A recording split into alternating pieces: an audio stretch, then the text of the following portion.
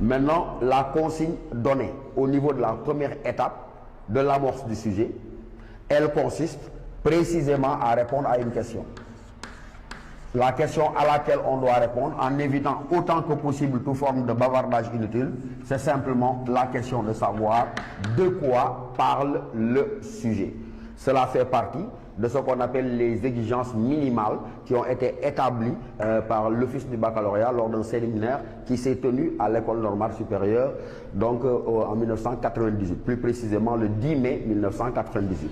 Et donc on avait stabilisé en son temps des éléments, parmi lesquels, dans l'amorce du sujet, pour éviter que l'élève ne se perde en bavardage et en considération historique inutile qui n'éclaire nullement le problème, on lui demande de faire en sorte que justement sa première phrase réponde à la question de quoi parle le sujet.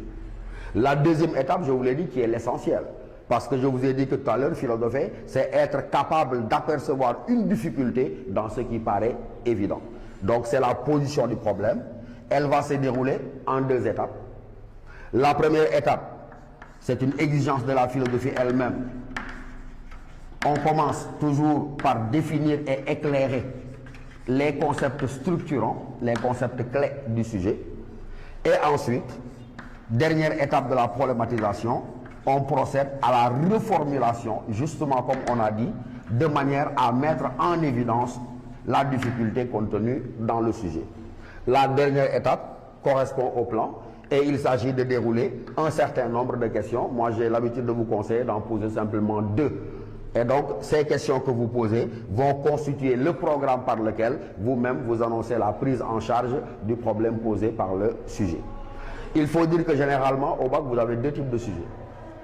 Le premier type de sujet que vous appelez, même si c'est impropre, sujet dialectique. Et le deuxième type de sujet que vous appelez sujet analytique ou bien affirmatif. Le sujet que vous appelez donc improprement sujet dialectique, c'est celui qui prend la forme d'une thèse et d'une antithèse. Et ce sujet prend la forme d'une interrogation directe. Il prend la forme d'une interrogation directe. Si vous voulez, le sujet est terminé directement par un point d'interrogation. Le deuxième type de sujet, sujet analytique, qui prend comme son nom l'indique la forme d'une affirmation et qui s'organise également autour de deux questions. La première visant à justifier l'affirmation et la deuxième visant simplement à jeter un regard critique, donc à procéder à une discussion de l'affirmation. Donc, lorsque vous avez ces deux types de sujets, sujet dialectique directement qui prend la forme d'une interrogation directe, que vous organisez en thèse, antithèse, et le sujet analytique qui prend la forme d'une affirmation, généralement avec pour consigne « qu'en pensez-vous ». Ça peut être légèrement modifié, parfois on vous dit « quelle réflexion vous suggère ». Mais dans tous les cas, c'est une affirmation et la démarche, elle est là. Une question par laquelle on se fait l'avocat de l'affirmation, on la justifie et ensuite on se donne les moyens de l'examiner de façon critique.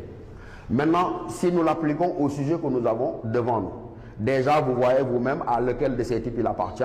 Il appartient au deuxième type, c'est-à-dire un sujet analytique, une affirmation, justification et discussion. Première étape, nous avons dit dans l'amorce du sujet.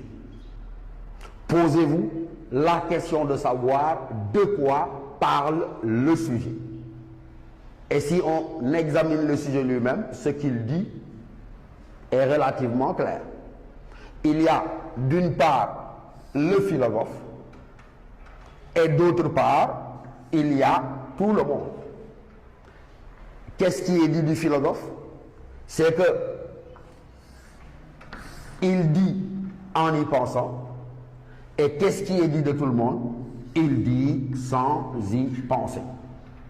Donc, de quoi parle le sujet? On répondra ici en disant le sujet procède à une comparaison entre d'une part le philosophe et d'autre part tout le monde, qui renvoie à ce que vos professeurs appellent dans leur vocabulaire certainement l'homme du sens commun. Donc je me dote d'une phrase dans laquelle je réponds à la question de quoi parle le sujet, rapport entre le philosophe et tout le monde. Et après cela maintenant, on va procéder à la définition des concepts clés. Quand on dit concepts clés, il ne s'agit pas évidemment de tout le texte, mais des mots qui structurent le sujet. Quels seraient ici les concepts clés? Il y a le philosophe dit en y pensant, il y a tout le monde dit sans y penser. Donc l'effort de définition devra porter non pas sur le philosophe ou sur tout le monde, mais dit en y pensant et dit sans y penser. Après, j'ai dit, on procède à la reformulation, mais j'ai dit, attention, c'est le moment le plus important de l'introduction. Parce que c'est à partir de cette étape-là que vous devez clairement mettre à jour le problème, la difficulté ou la contradiction, mais importée par le sujet lui-même. Alors, où se trouve ici le problème? Le philosophe dit en y pensant, là où tout le monde dit sans y penser. Donc, ce qui fait problème déjà, à première vue, c'est comment le philosophe, en étant avec tout le monde dans une même société, dans un même environnement de valeurs et de culture, peut-il trouver le moyen de se soustraire justement de tout le monde pour lui dire en y pensant là où les autres diraient sans y penser. Donc, qu'est-ce qui fait problème clairement? C'est qu'est-ce qui offre au philosophe la possibilité et la liberté, à la différence de tout le monde, lui, de dire en y pensant. Qu'est-ce que dire en y pensant et qu'est-ce que dire sans y penser? Quand vous chercherez à définir dire en y pensant peut renvoyer à quoi? À réflexion, mais réflexion critique. Alors que dire sans y penser, peut renvoyer au fait que celui-là, quand il dit sans y penser, c'est quelqu'un qui répète. Et quelqu'un qui répète, c'est quelqu'un qui se contente des vérités établies.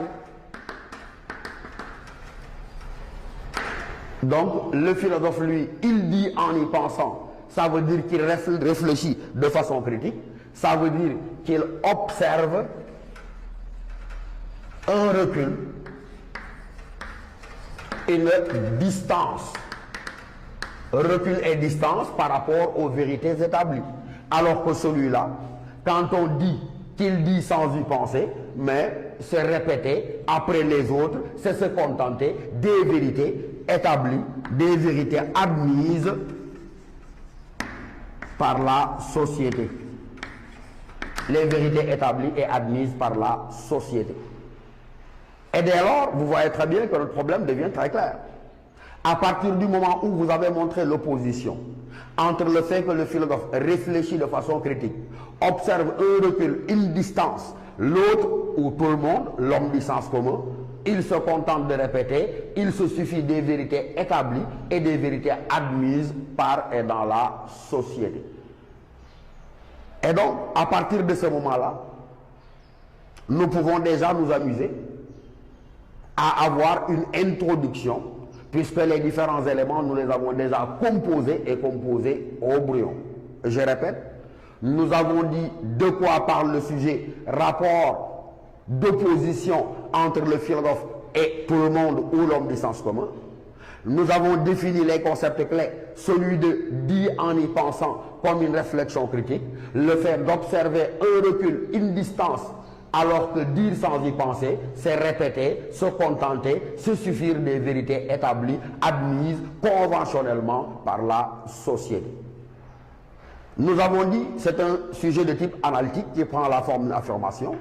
Et nous avons dit tout à l'heure dans notre présentation qu'on commence d'abord par se faire l'avocat de l'affirmation, maintenant que nous l'avons comprise, on la justifie avant plus tard de se donner les moyens de la discuter. Si on s'amusait donc sur la base de ce travail de brouillon que nous venons d'établir, de dresser le portrait robot entre guillemets d'une introduction,